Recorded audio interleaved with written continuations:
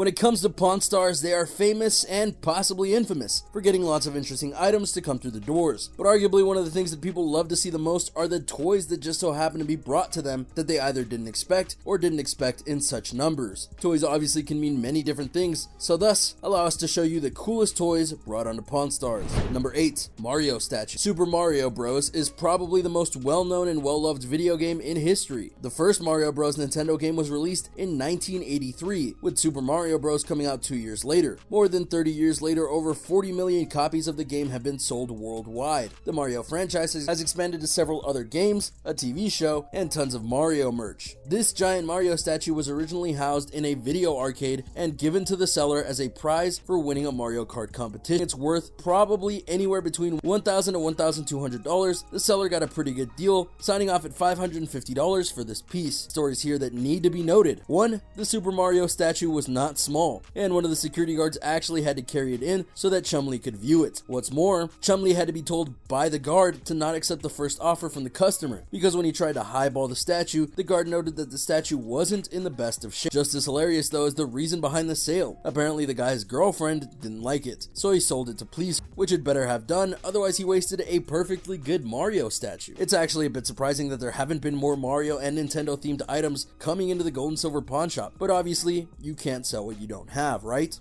Number 7. Wayne's car. I'm in Orlando, and I heard that the Wayne's World car is down here, and it's for sale. Wayne's World is a cult classic film based on an SNL skit and released in 1992 featuring Mike Myers and Dana Carvey. The movie was shot over 34 days and earned nearly $200 million at the box office. The film features a 1976 AMC Pacer, affectionately referred to as the Mirthmobile. The car was host to the famous Bohemian Rhapsody scene. As the story goes, Mike Myers didn't find the scene funny at all when filming began. He had to be coerced into going along with it. Good thing he did. It went to be one of the most iconic comedic scenes of the 90s films. When Rick found out the car in question was for sale in Orlando, he organized a visit. The car was equipped with the original licorice dispenser and the camera mounts for filming. The seller accepted a bid of $9,500 for this beauty, although with a few moderations, it can be auctioned for upwards of $15,000. I'll give you $9,500.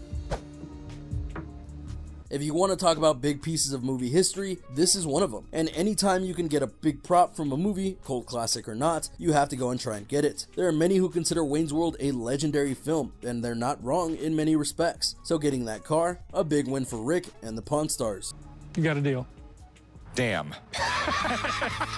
Number 6. Rare Star Wars toys. Star Wars is a brand that may have started out in a galaxy far, far away, but became a worldwide sensation that continues on to this day, with memorabilia and toys across many spectrums being sold. And if you know which ones are special, you can make quite a profit, which one customer realized in season 17 of the show when he brought in a very rare Star Wars toy, in this case an Ewok telephone. This is a very rare toy because it came out in 1984, and there weren't many of these toys still around for a variety of reasons, not the least of which is that the Ewoks aren't the most fan-beloved characters of the franchise. Chumlee made a deal with this guy for $95, which is not bad for a toy phone from 1984. How about 95? What do you think, Wicket? I think that's a yes. I think he said yes. Wicket. But not surprisingly, when Chumlee showed the phone to Rick later on, he wasn't that impressed. Ewok talking telephone. Okay. You know who Wicket is, right?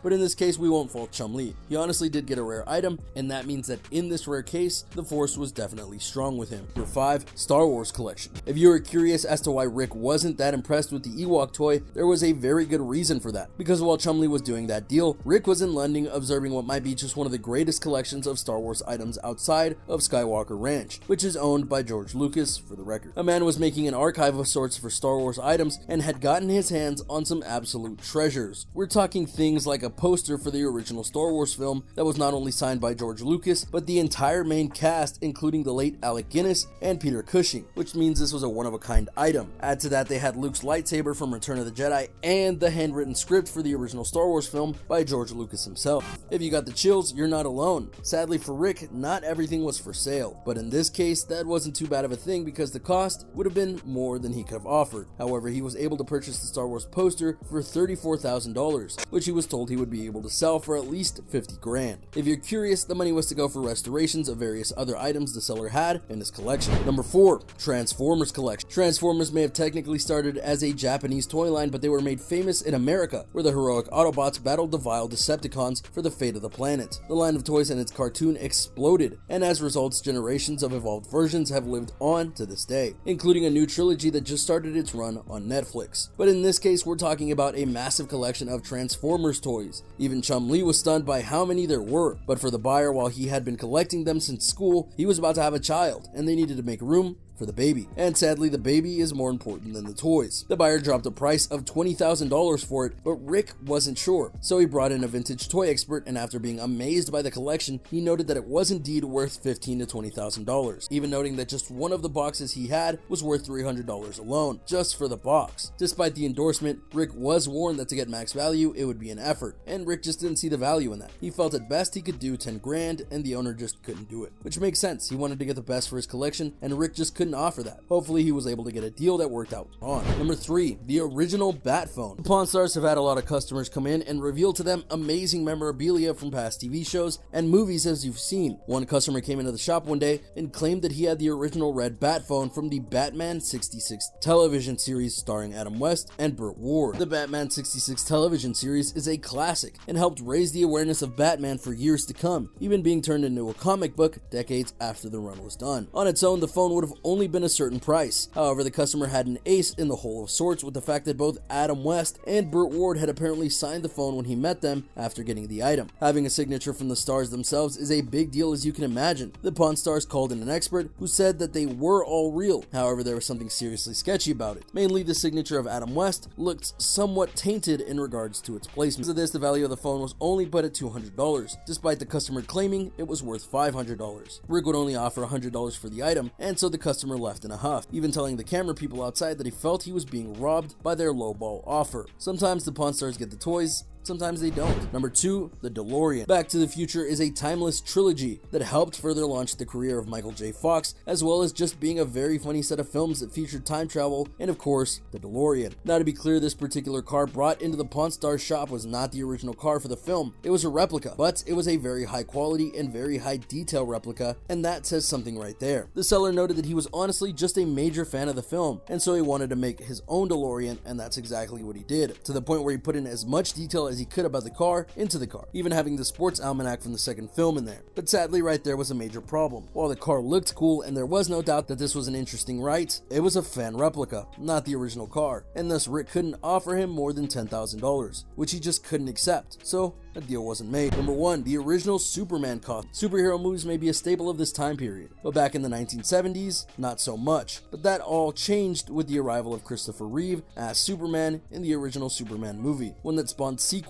and got many to wonder just how high these superhero properties could go, if only they knew. Anyway, a customer came into the store and revealed to Rick and Corey that he had an original Superman costume from the original movie, and it was indeed worn by the late Christopher Reeve, which makes it a rare item indeed. He even had a kryptonite crystal from the movie as well. After getting a seal of approval from their expert, told Rob, the negotiating was on, but the seller wouldn't budge off a number, and so the deal went up, and away. There you have it, a look at some of the coolest toys that have ever graced the Pawn Stars store. Which of these amazing things did you find the most intriguing? Can you believe that the guys got to see these incredible items? Do you know another time the Pawn Stars struck it big by getting an amazing item? Let me know in the comments down below. Be sure to subscribe, and I'll see you next time on the channel.